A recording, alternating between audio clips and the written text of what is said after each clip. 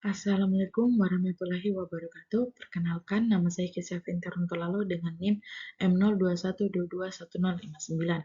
Saat ini saya akan mempresentasikan mengenai dinamika bahan baku di industri kayu lapis. Kayu lapis merupakan salah satu produk hasil pengembangan industri hilir pengolahan kayu yang menggunakan bahan baku kayu bulat atau kayu gelondongan. Kayu lapis sendiri banyak digunakan sebagai kebutuhan pembangunan perumahan serta bahan baku pembuatan kerangka beton dan pembuatan dekorasi. Industri kayu lapis merupakan industri yang paling banyak mengonsumsi kayu dibandingkan industri penggergajian. Menurut data Kementerian Kehutanan untuk data tahun 2015 menunjukkan bahwa produksi kayu lapis di Indonesia mencapai 3,64 juta meter kubik, sedangkan produksi kayu penggergajian hanya sekitar 1,76 juta meter kubik. Tujuan dari presentasi ini untuk mengetahui perkembangan industri kayu lapis secara bertahap dalam waktu 10 tahun terakhir. Ketersediaan bahan baku dan produksi kayu bulat. Ketersediaan bahan baku kayu lapis di Indonesia dipengaruhi oleh beberapa faktor, seperti produksi kayu bulat, biaya transportasi, dan fluktuasi permintaan ekspor.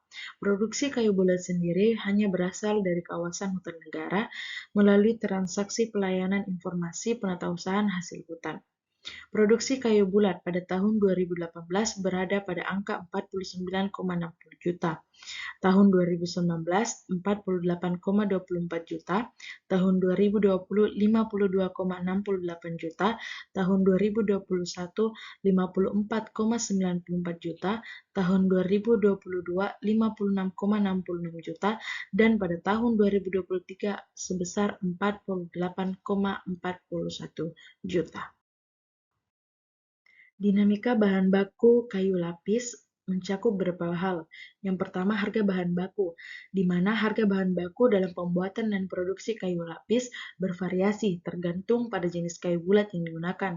Contohnya, kayu jenis sengon berkisar 700 hingga 900 ribu per log, dan kayu jenis karet berkisar 1 juta hingga 1.200.000 per log. Yang kedua, perkembangan teknologi produksi. Perkembangan ini meliputi jenis perekat yang digunakan, pelapis, dan mesin yang digunakan dalam kegiatan produksi. Yang ketiga, prediksi dan tantangan. Perindustrian kayu lapis di masa akan datang tentu akan menghadapi tantangan, seperti ketersediaan bahan baku, adanya ketidakjelasan pasar atau terbatasnya akses untuk para pelaku usaha, serta perubahan iklim yang akan mempengaruhi proses pengambilan bahan baku untuk kegiatan produksi kayu lapis selanjutnya. Jadi, kesimpulan yang dapat saya ambil yaitu perkembangan industri kayu lapis dalam waktu 10 tahun terakhir terlihat dari produksi kayu bulat sebagai bahan baku, di mana produksi kayu bulat pada tahun 2018 berada pada angka 49,60 juta meter kubik, kemudian mengalami penurunan pada tahun 2019 dan mulai meningkat pada tahun 2020 hingga 2022, dan pada akhirnya kembali mengalami penurunan produksi pada tahun 2023 yang dimana berada pada angka 48,41 juta meter kubik. Tentu hal ini akan berdampak pada produksi kayu lapis yang menggunakan kayu bulat sebagai bahan baku pembuatan. Demikian presentasi saya. Sekian dan terima kasih.